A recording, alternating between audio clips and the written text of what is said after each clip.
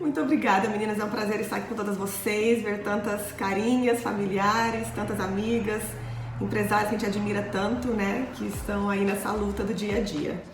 E eu lembro quando eu falei sobre esse tema, né? Depois quando eu falei, nossa, gente, as coisas mudam tão rápido, a gente tem que estar evoluindo tanto, né, como líder. E a inteligência emocional, eu vejo que ela está atrelada em tudo na nossa vida, né? Não somente como líder, mas como pessoa, como mãe, como amiga.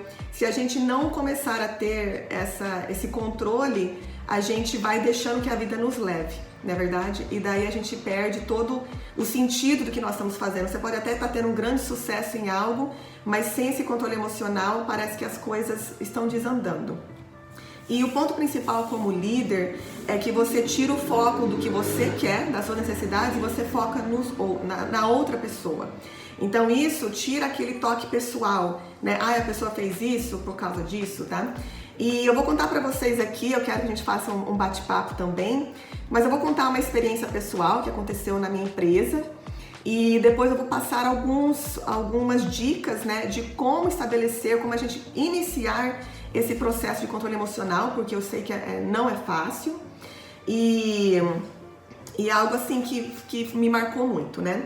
Então, a gente tava o ano passado, eu meio que tive que reestruturar toda a equipe e meio que coloquei muita coisa na minha responsabilidade. Eu meio que estava em cargo de todos os departamentos ali, de uma certa forma para entender um pouquinho como tudo que tinha que funcionar, porque como eu entrei numa empresa que não era minha, uma empresa que funcionava há 40 anos, com muitos vícios, com pessoas de muito tempo, não foi uma equipe que eu construí com os meus valores, né?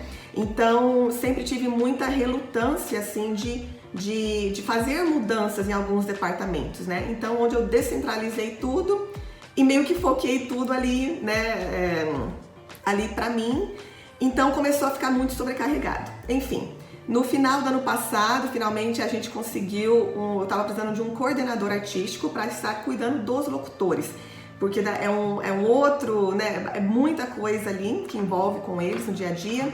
E eu tinha, então, uma pessoa que foi muito bem referida para mim, né, o diretor da Rede Massa me falou dele e tudo mais, e a gente começou então esse trabalho com essa pessoa de Curitiba.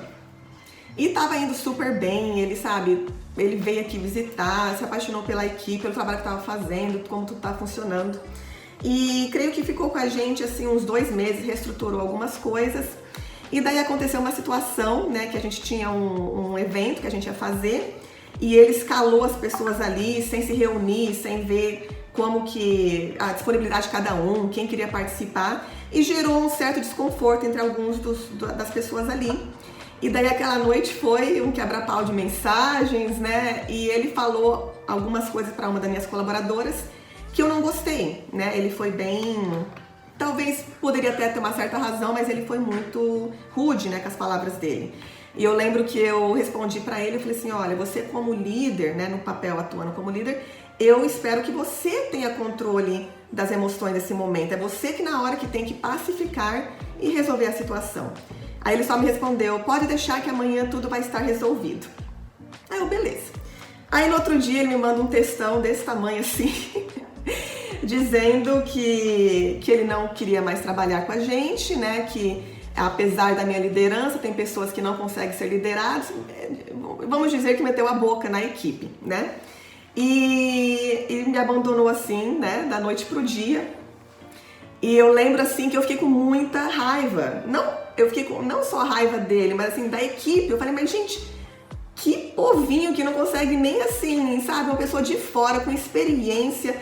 Como que eles não conseguem aproveitar isso, sabe? Fica aí cheio de frescura. E eu confesso que eu fiquei muito brava. E agora tudo volta pra mim de novo. E como que eu vou, né, tá lidando com tudo isso? A gente tá com grandes projetos, a reforma. E eu passei o final de semana inteiro remoendo aquilo, o que eu ia falar pra aqui, que a gente tem reunião toda terça-feira, né? Falei, não, essa reunião chega, eles vão escutar, porque não dá, tô cansada de ser boazinha, tem gente que talvez precisa de ser mais firme, tem pessoas que talvez você precisa ser mais direto, olha, assim, pronto e acabou, né? E comecei a pesquisar no YouTube, então, como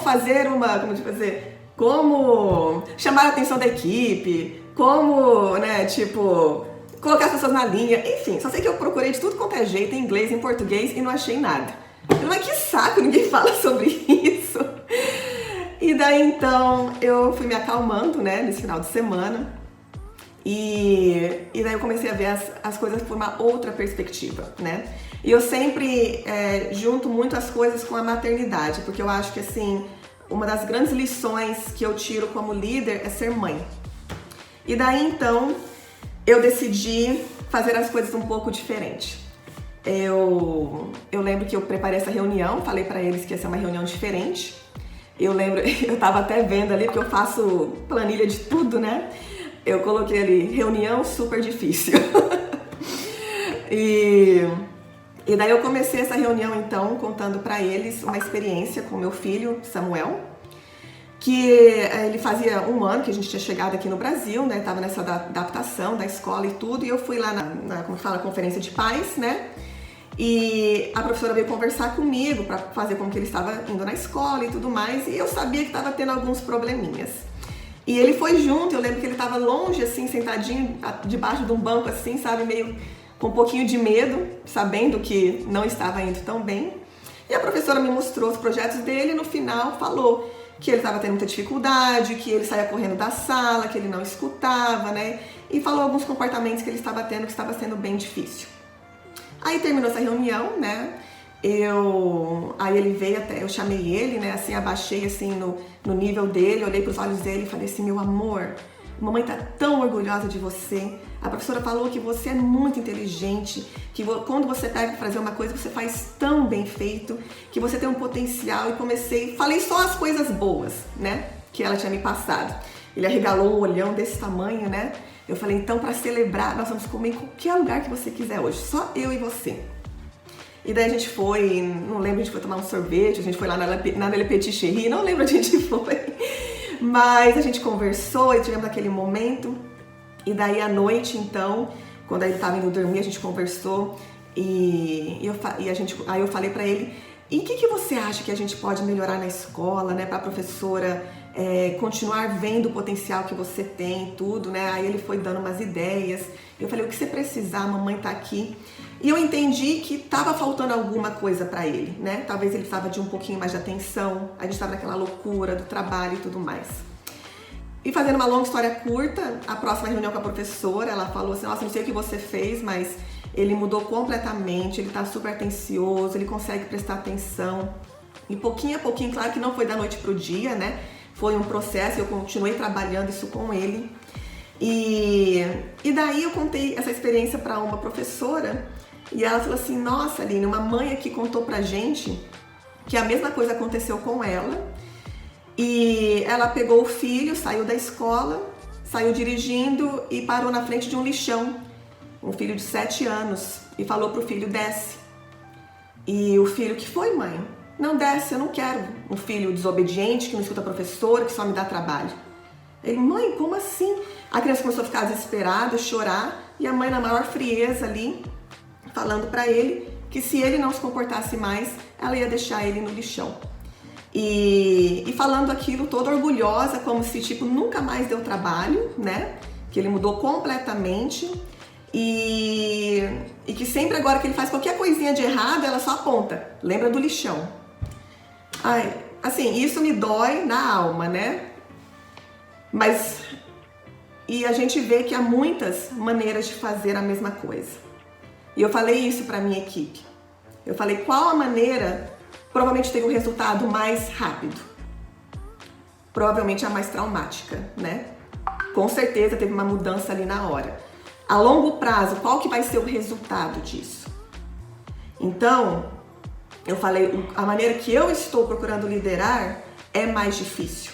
Gera muito mais esforço meu, dá muito mais trabalho. Mas eu quero construir algo a longo prazo. Eu quero construir algo onde as pessoas vão fazer parte de algo maior. E que vocês não vão me respeitar por medo, não vão me respeitar porque eu que mando, porque cala a boca e pronto. E então, naquele momento eu descobri que realmente não era o meu papel ali punir ninguém e humilhar alguém e estar com raiva. Porque a gente está construindo algo diferente. E estava faltando alguma coisa ali, que eu tinha que saber identificar para conseguir trazer esse resultado que eu quero construir com a equipe. Então, é como eu falei, eu naquela reunião, né, eu passei essa história, foi bem emocionante, né? Não vamos nem falar no questão da questão da mãe, que assim a gente fica horrorizada, né, de ter crianças que passam por isso, mas muitos dos colaboradores passam por isso nas suas empresas também, né? Esse constante medo, esse constante trauma. E então eu pude entender que a gente realmente tem que ter esse controle emocional se a gente quer construir algo a longo prazo que vai fazer diferença na vida das pessoas. Nós lidamos com pessoas, nós não lidamos com até os animais têm sentimentos, né? E aquilo foi um momento bem importante para mim entender que por mais que para outros eu possa parecer bobinha ou boazinha demais, mas eu sei o que eu estou construindo, da mesma maneira que eu sei o que eu estou fazendo com meus filhos e os resultados que isso vai ter a longo prazo na vida deles.